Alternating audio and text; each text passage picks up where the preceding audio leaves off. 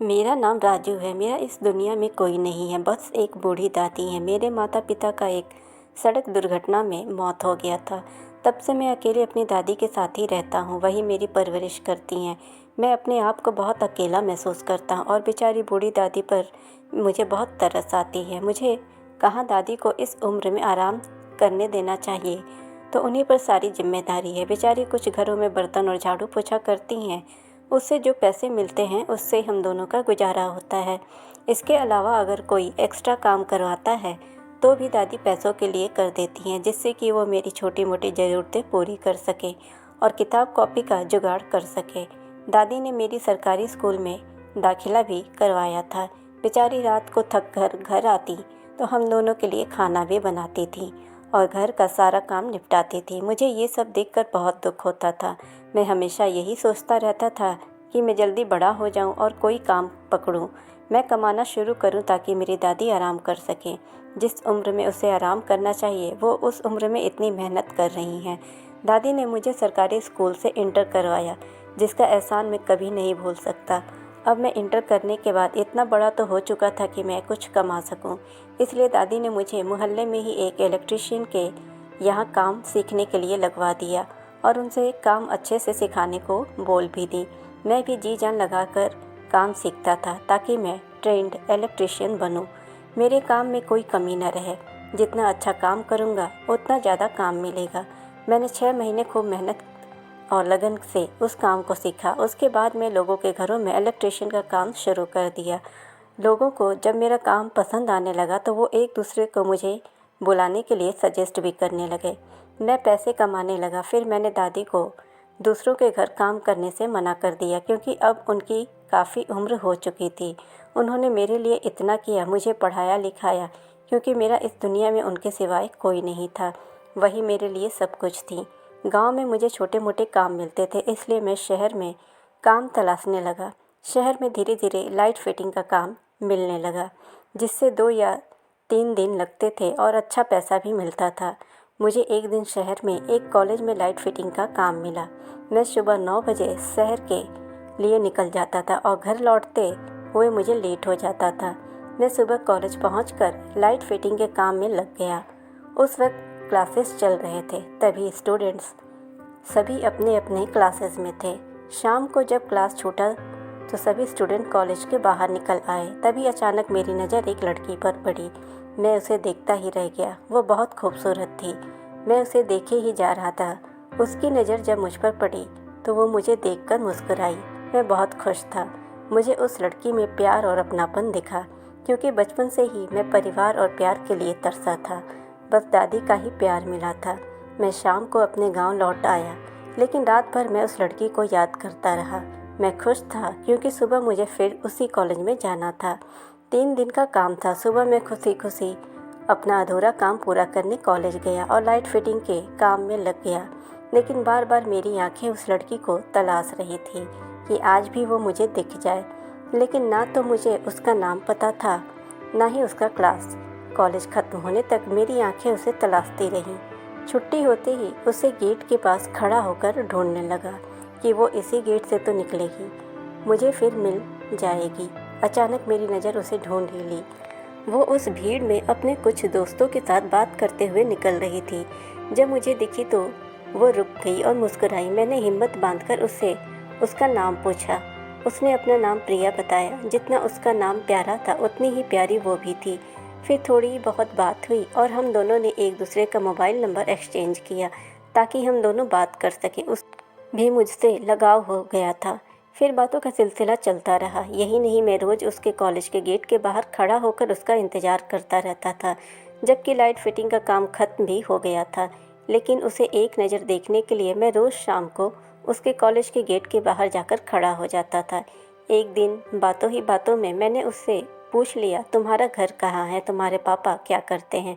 उसने बताया, मेरे पापा बहुत बड़े बिजनेसमैन हैं, मैं उनकी इकलौती संतान हूँ। तब मैं सोचने लगा, इसलिए प्रिया को छोड़ने और कॉलेज से ले जाने के लिए कार आती है। मैं रहा एक मामूली इलेक्ट्रीशियन। मैंने प्रिया से कहा, प्रिया क्या तुम मेरे साथ जीवन भर रह लोगी? मेरे पास प्यार के अलावा और कुछ नहीं है। मैं तुम्हें जीवन भर प्यार दे सकता हूँ और खुश रख सकता हूँ, लेकिन बड़ा घर और तुम्हारे पापा जैसी सारी सुविधाएं नहीं दे सकता। प्रिया तुरंत कहती है, क्या तुम्हें मेरे प्यार पर भरोसा नहीं है? सच्चा प्यार अमीरी और गरीबी नहीं देखता। मैं तुम्हारे साथ खुशी खुशी जीवन बिता लूँगी, मुझे तुम पर भरोसा है। फिर अचानक प्रिया कई दिनों तक कॉलेज नहीं आती है, ना ही फ़ोन उठाती है। राजू बहुत परेशान हो जाता है। दिन में कई बार फ़ोन मिलाते रहता है। कॉलेज के गेट पर रोज़ इंतज़ार करता है कि कभी तो आएगी प्रिया, क्योंकि उसे अपने प्यार पर भरोसा था। और हुआ भी ऐसा ही। एक दिन प्रिया उसे कॉलेज से निकलते हुए दिख गई। वो प्रिया को रोककर पूछने लगा, प्रिया कहाँ थी तुम इतने दिनों तक? फ़ोन भी रिसीव नहीं कर रही थी, ना कॉलेज आ रही थी, आखिर क्या बात है? वो रोकर कहने लगी, पापा मेरी शादी मेरी मर्जी के खिलाफ कहीं और तय कर दिए हैं। मैं वहाँ शादी नहीं करना चाहती और मैं तुम्हारा फ़ोन इसलिए नहीं उठा रही थी कि अगर उन्हें तुम्हारे बारे में पता चल जाएगा तो वो तुम्हें जान से मरवा देंगे। इसलिए मैंने तुम्हारे बारे में उन्हें क्या किसी को भी कुछ नहीं पता चलने दिया। और कॉलेज में इसलिए नहीं आ रही थी क्योंकि मेरा कॉलेज अब ख़त्म हो गया है। मेरा बीएससी फाइनल ईयर था। मैं आज अपना रिज़ल्ट लेने आई थी। मैंने पापा को शादी के लिए बहुत मना किया। मैंने उनसे कह दिया कि मैं अपनी मर्ज़ी के खिलाफ़ शादी नहीं करूँगी। राजू तभी कहता है, अब कर भी क्या सकते हैं, शादी तो तुम्हारी पापा के मर्ज़ी से ही होगी ना। मेरे और तुम्हारे रिश्ते के बीच अमीरी और गरीबी का दीवार है। दोनों उस दिन उदास मन से घर लौट जाते हैं। इधर राजू की दादी बहुत बीमार पड़ जाती हैं। वो उनके दिन रात देखभाल करता है लेकिन बचा नहीं पाता है। वो गुजर जाती हैं। उम्र भी काफ़ी हो चुकी थी। राजू पूरी तरह टूट जाता है, भगवान को कोसता है और कहता है, आपने मुझे कुछ नहीं दिया। पहले माँ बाप छीन लिया और फिर उन दोनों इंसान को भी छीन लिया जिन्हें मैं बहुत ज़्यादा प्यार करता था। दादी मेरी शादी भी नहीं देख पाई। 1 महीने बाद प्रिया का अचानक फ़ोन आया, राजू मुझे तुमसे मिलना है। प्रिया ने जगह बताया। राजू वहाँ भागा भागा गया। प्रिया एक बैग लेकर आई थी। कह रही थी, राजू पापा मेरी शादी ज़बरदस्ती करवा रहे हैं, मैं वहाँ शादी नहीं कर सकती। चलो हम भागकर शादी कर लेते हैं। मैं अपने कपड़े ले आई हैं। राजू कहता है, तुम्हें पता है तुम क्या करने जा रही हो? फिर तुम उस घर में कभी नहीं जा पाओगी, सारे संबंध खत्म हो जाएंगे तुम्हारे। हाँ मैं जानती हूँ मैं तुम्हारे सिवाय किसी और से शादी नहीं कर सकती, लेकिन मैं तुम्हें प्यार के सिवाय ज़्यादा सुख सुविधा नहीं दे सकता। राजू मुझे कुछ नहीं चाहिए प्यार के सिवाय। फिर दोनों वहाँ से निकल जाते हैं और राजू के एक दोस्त के मदद से कोर्ट में शादी कर लेते हैं। प्रिया राजू के छोटे से घर में आ जाती है। दोनों बहुत खुश थे। राजू रोज़ सुबह शहर निकल जाता था और शाम को 7 बजे तक आता था। प्रिया उससे कभी कुछ नहीं मांगती थी। एक दिन राजू शहर से अचानक जल्दी आ गया। वो देखा कि दरवाज़ा बंद है। अंदर से वो सोचने लगा कि रोज़ रात तक दरवाज़ा खुला रहता था, आज इतनी जल्दी बंद क्यों है। वो दरवाज़ा खटखटाया। काफ़ी देर बाद दरवाज़ा खुला। प्रिया राजू को जल्दी देखकर खुश नहीं हुई बल्कि चौंक गई। आज तुम इतनी जल्दी? राजू को कुछ संदेह हुआ।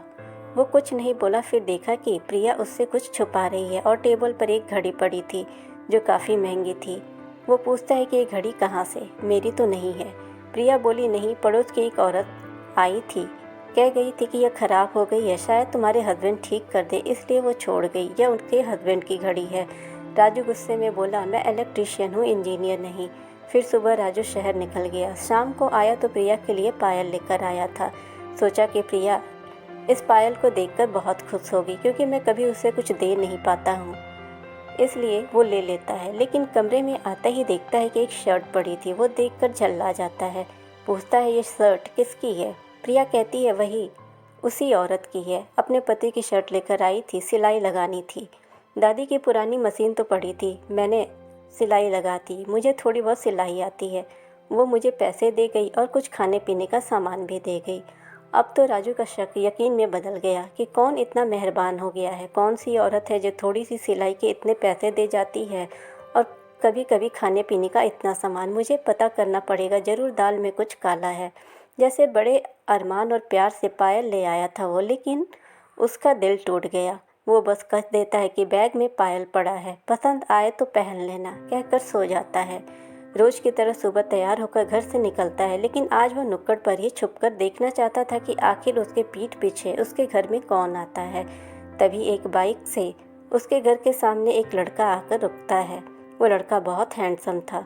घर में घुसता है और दरवाज़ा बंद कर लेता है। राजू का शक आज यकीन में बदल गया।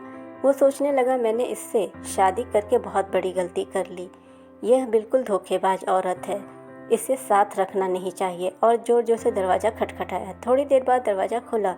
राजू आपा के बाहर था। प्रिया पूछती है, आज आप जल्दी कैसे? राजू उसे भला बुरा कहता है कि तुम धोखेबाज हो, मैं तुम्हारे साथ नहीं रह सकता, तुम मेरे पीठ पीछे गलत काम करती हो। ये लड़का रोज आता है और उस लड़के का कॉलर पकड़कर उसे पीटने लगा। प्रिया चिल्लाती रही कि तुम गलत समझ रहे हो, मेरी बात तो सुनो। लेकिन कोई सुनने को तैयार नहीं। लड़ाई काफ़ी बढ़ गई। फिर प्रिया तेज आवाज़ में चिल्लाई, मेरी बात तो सुनो। पहले उसने दोनों की लड़ाई छुड़ाई और बैठने को बोली। राजू तुम गलत समझ रहे हो, ये मेरे चाचा का लड़का है, मेरा भाई है। मेरे घर से भागने के बाद पापा मम्मी की तबीयत बहुत बिगड़ गई थी। फिर जैसे ही चाचा को पता चला सारी बात, तो वो उनकी देखभाल किए और अपने बेटे को उनके साथ रहने के लिए बोल देते हैं ताकि उनकी देखभाल कर सके और उनका अकेलापन कम हो जाए और उनका बिजनेस भी संभाल सके। तभी पड़ोस में किसी को पता चला कि मैं इतने बड़े बिजनेसमैन की बेटी हूँ और यहाँ बहुत परेशानियों का सामना कर रही हूँ। उन्होंने मेरी मम्मी को मेरे बारे में बता दिया। माँ तो माँ होती है। उसने तुरंत पैसे देकर और खाने पीने का सामान देकर इसे मेरे पास भेजा। कहा, जा देख कर आ कि वो किस हाल में है। किसी चीज़ की कमी हो तो कुछ और पैसे और सामान दे आना। इसलिए ये 3-4 दिन से हमारे घर पर आ रहा था। उस दिन जो घड़ी तुमने देखी थी वो इसी की थी। हाथ धोते वक्त उसमें पानी चला गया था, इसलिए इसने उतार दी थी और जाते समय ले जाना भूल गया था। शर्ट भी इसी की थी। कल जब ये यहाँ आया था तो गर्मी काफ़ी थी। पसीने से इसका शर्ट गीला हो गया था और लाइट भी नहीं थी। मैंने तुम्हारी शर्ट दी चेंज करने के लिए।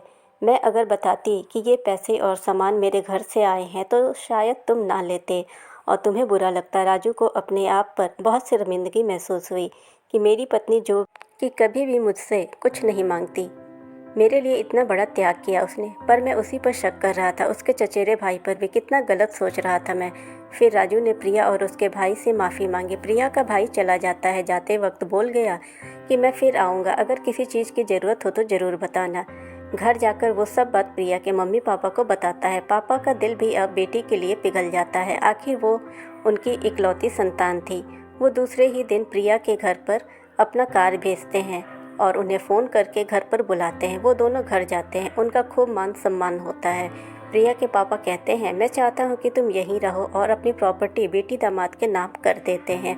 और राजू से कहते हैं, तुम यहीं रहो और मेरा बिजनेस मेरे भतीजे के साथ मिलकर संभालो।